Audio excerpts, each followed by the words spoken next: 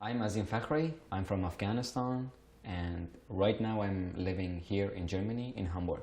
I create illustrations, graphics, and graffiti, and sometimes mixed media. First, I come up with an idea, and I'm trying to sketch it somehow, and then I will try to put that sketch into the reality. So I love my laptop, so I have it everywhere where I go. Oh, the ideas come from my country, and I believe every door back there in Afghanistan has something to say. My favorite picture is a Taliban guy holding a guitar, not a gun. So I can say it's my life full of, like ideas, full of different things that happening, full of stories. I was not an artist officially. I started playing guitar and having a vocal class. And later on I realized that my voice is so bad to be a singer. After seeing so much thing going on in my country, I wanted to record everything. I wanted to put them into a picture. I wanted to put them in a piece of art. I saw Banksy's artwork, one of his pictures, and I was like, why should I not make such kind of things? He has the same brain as I do, the same body as I do, so maybe I can do something else, right? Maybe I can do the same thing. As I had the knowledge of like graphics and designing, so I decided to make arts with that skill, with a message in it, to show it in a positive way, not in a negative way actually. And I was expecting that, yeah, people will like it because there is a positive message in it, not a negative. So I'm sure that people will like it because our country had like enough of negativity. The picture that you have in your mind about my country, I'm sure it is, because if you haven't met Afghanistan yet, the picture in your mind would be, oh, Taliban guy, bomb explosions, killing, honor killing, and these kind of things, right? But no, we have beautiful stuff, we have nature, we have artists, we have culture, we have everything. So I was trying to show those things with these kind of artworks. My first exhibition was on 2012, 8 March.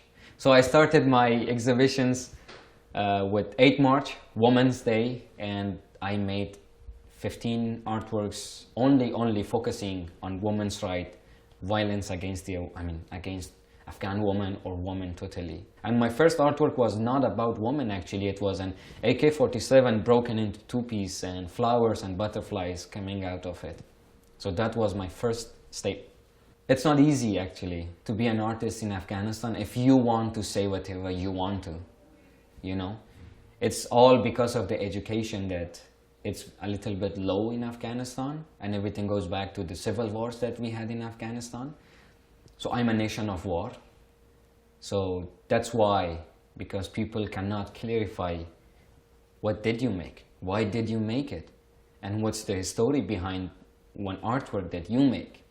So this make it a little bit like hard and full of challenges, but you have to be strong enough if you want to do something, if you want to be a changes, right?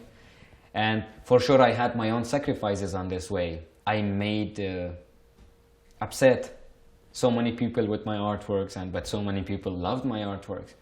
But I decided to be a changes in my country, and I had to take the first step if I wanted to change something, some minds, some points of view. So I took this step back in 2012 while I was working during the day, because I want to teach my son, I want to teach my daughter, my wife, and my family, and the rest of the people, for example, which are in my life or will be in my life, that life, what we see, it's not life.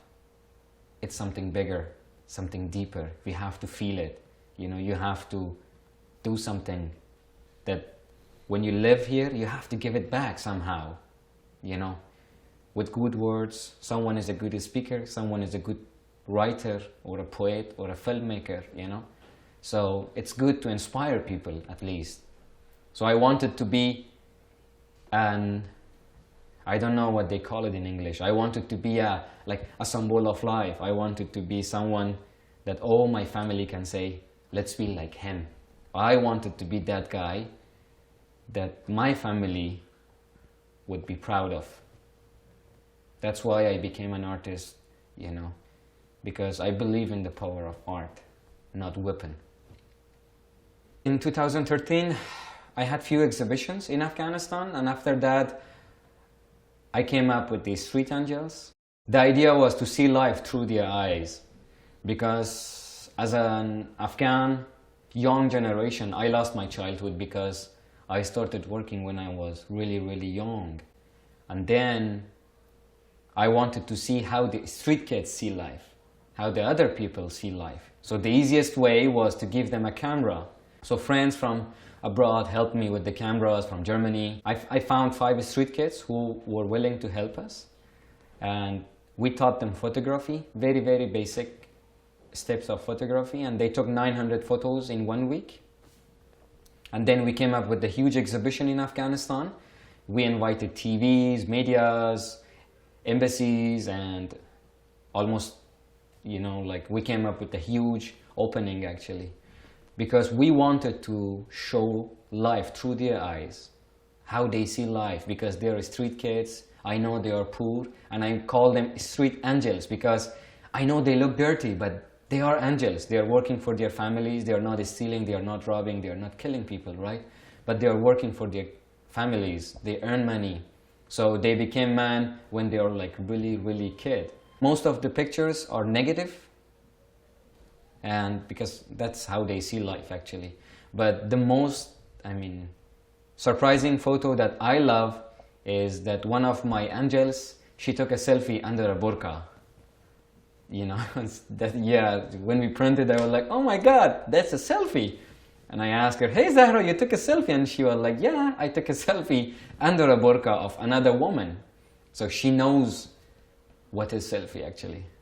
And since then, I moved to Germany. Here in Germany, I had few exhibitions, speeches in a university in Berlin, for example, and different places actually where I live. And I was trying to inspire people with my words. And I talk about Afghanistan, peace, equality, love. So I'm trying to keep myself active as much as I can. To be honest, they don't expect such a thing, that you work during the day and you do art in Afghanistan, and most of the people are never been into my country actually. So what they hear is totally different. And when I'm showing them the street angels pictures, it's the first-hand work that we did in Afghanistan. So it's quite surprising for them to show the real picture of Afghanistan. And the feedbacks, I'm so thankful, because the people that I know, they never disrespect me, but they're also giving me lots of hope and so much positive energy. And those energies are pushing me, to work harder for bigger changes, even though here in Germany. After I had a speech in a school, so I talked for 1 hour, then they asked me questions, and then 3 girls, they came and they said, can we fly to Afghanistan for a vacation? Is it safe there? Maybe I changed their mind about my country, so now they're willing to go to Afghanistan. I know it's like very small, but for me it's a huge, thing that happened after 1 speech only, that, oh, now someone is willing to go to my country. And I say, yes, let me know whenever you're going so I can accompany you over there. I have my friends over there, and they know that nothing will happen to them there. So it's a changes.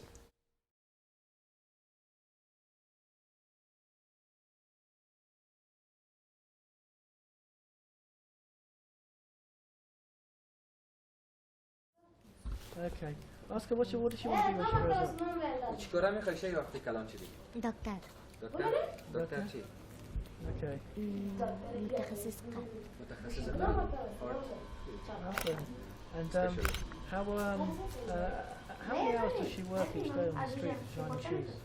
روزانه چند ساعت کار میکنی که به اصطلاح فوتبالشی چند ساعت کار میکنی؟ تا صبح 11.